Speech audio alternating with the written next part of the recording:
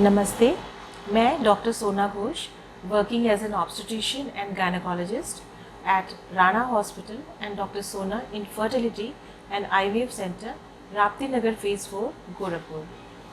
आज के दिन हम ये डिस्कस करने आए हैं आज का बर्निंग टॉपिक, जिसकी वजह से कॉमनली फीमेल्स अफेक्टेड होती हैं, वो है पॉलीसिस्टिक ओवेरियन डिजीज़ या PCOD।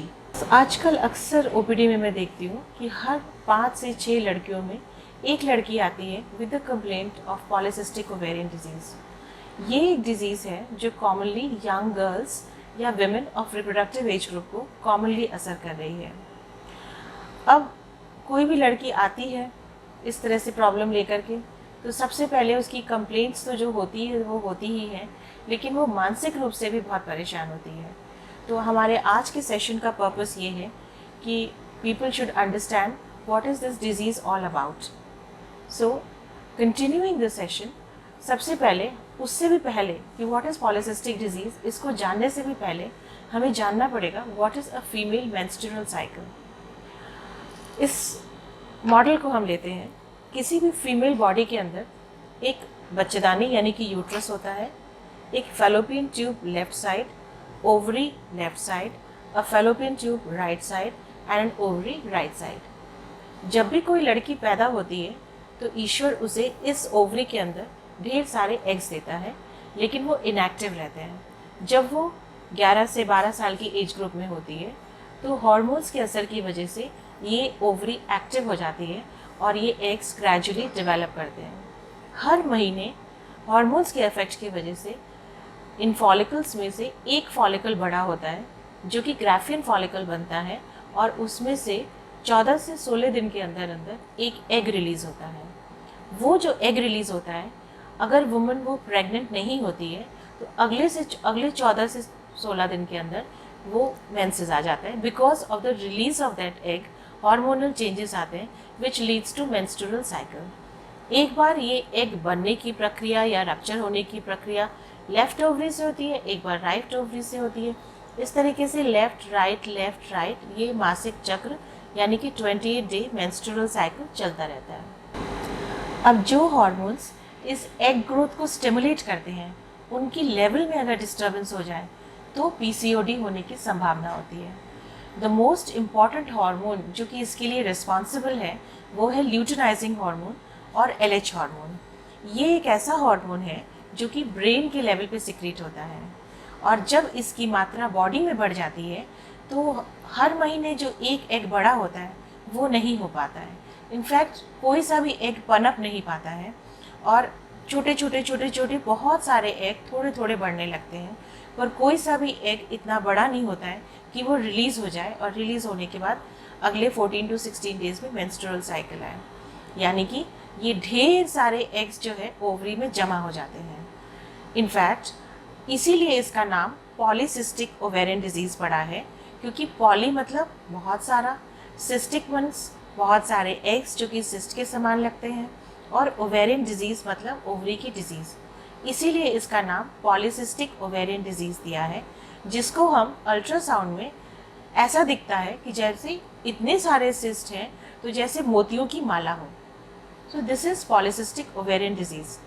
Now further continuing the session, अब हमारा ये जानना ज़रूरी है कि ये इसकी वजह से हमारे शरीर पे क्या प्रभाव पड़ रहा है, क्या अंदरूनी प्रभाव पड़ रहा है। तो इसको डिस्कस करते हुए लेट अस सी। फर्स्ट, हमारी बॉडी में हार्मोन्स का असंतुलन हो रहा है, हार्मोन्स एबनॉर्मल हो रहे हैं, अंडा नहीं बन रहा है। और तीसरा, ओवरी में एंड्रोजेंस यानी कि पुरुष हार्मोन बनने लगते हैं। इन पुरुष हार्मोन बनने की वजह से, और जो एक्चुअली पुरुष हार्मोन बनते नहीं हैं, पर जो फीमेल हार्मोन्स यानी कि ईस्ट्रोजन है उसकी मात्रा थोड़ी घट जाती है। एंड ऑल्सो इसकी वजह से इंसुलिन रेजिस्टेंस भी होने लगता है, यानी कि हमारी बॉडी का जो ग्लूकोज मेटाबॉलिज्म है, यानी कि जो हमारी बॉडी का शुगर जो कि स्टोर होता है, वो एक्चुअली चर्बी में चला जाता है और चर्बी में स्टोर होने लगता है। इन सब चीज़ों की वजह से एग क्वालिटी कमज़ोर हो जाती है। So these were the changes जो कि हमारी बॉडी के अंदरूनी लेवल पे हो रहे थे। अब इसके सिम्टम्स यानी कि उसकी वजह से हमारी जीवन शैली पे क्या प्रभाव पड़ रहा है। सबसे पहले the woman complains of irregular cycles, यानी कि मासिक धर्म अनियमित हो जाता है। 2 महीने 3 महीने या इवन मोर पे मेंसेस आते हैं। बहुत हैवी ब्लीडिंग होती है, कई बार बिना दवा के पीरियड्स रुकते ही नहीं हैं। इस तरह की प्रॉब्लम्स आम समस्या जो सबसे पहले लेडी आती है वो इन्हीं प्रॉब्लम्स को लेके ओपीडी में आती है। Next, androgenic side effects. Androgenic मतलब जैसा कि हमने अभी बताया कि पुरुष हार्मोन्स बनने लगते हैं। पुरुष हार्मोन्स बनने की वजह से कुछ चेंजेस आते हैं, जैसे कि हमारी स्किन बहुत ऑयली हो जाती है, जिसकी वजह से एक्ने होने लगता है और चेहरे पे बाल आने लगते हैं। बॉडी के अन्य भागों में भी अनचाहे बाल आने लगते हैं। नेक्स्ट, और भी चीज़ें हैं जैसे कि और in the later life patient को ओबेसिटी हो सकती है, यानी कि वज़न बढ़ सकता है। वज़न बढ़ने इनफैक्ट वज़न का बढ़ना और पीसीओडी का होना ये एक विशियस साइकिल है। पीसीओडी की वजह से वज़न बढ़ा और वज़न बढ़ने की वजह से पीसीओडी बढ़ा। तो एक तरीके से ये जो विशियस साइकिल है, वज़न बढ़ा तो पीसीओडी बढ़ा, पीसीओडी बढ़ा तो वज़न बढ़ा, ये उसी की तरीके से है कि मुर्गी पहले आई कि अंडा पहले आया, लेकिन ये क्रम चलता रहता है। Then I was discussing in the later life obstructive sleep apnoea हो सकता है, डायबिटीज़ का खतरा हो सकता है, फिर अननेसेसरीली कार्डियोवैस्कुलर साइड इफ़ेक्ट्स होते हैं जिसकी वजह से कार्डियक प्रॉब्लम्स होती हैं, और डिप्रेशन हो सकता है, और ओल्डर एज ग्रुप में यहाँ तक कि एंडोमेट्रियल कैंसर होने का भी डर रहता है। नाउ वी शुड डिस्कस कि इसके कॉजेज़ क्या हो सकते हैं, इसके कारण क्या हो सकते हैं। मोस्ट इम्पॉर्टेंट इज़ खराब lifestyle.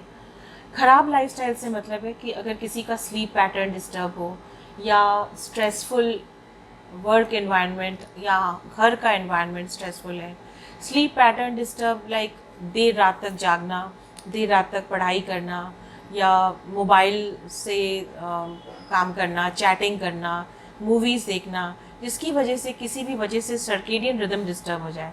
That can be one very important cause among the girls and the women of reproductive age group. Next is toxins. Toxins like आजकल की जैसा हम देख रहे हैं cigarette and alcohol, even among the girls it is increasing. These kind of things can also lead to PCOD. और in fact genetic causes भी होते हैं। जेनेटिक कॉजेज़ भी डॉक्टर्स रूल आउट कर लेते हैं कि इन कॉजेज़ के अलावा जेनेटिक कॉजेज़ अगर हैं तो उसका भी उसी हिसाब से ट्रीटमेंट हो। So now we see that PCOD is a multi-system disorder.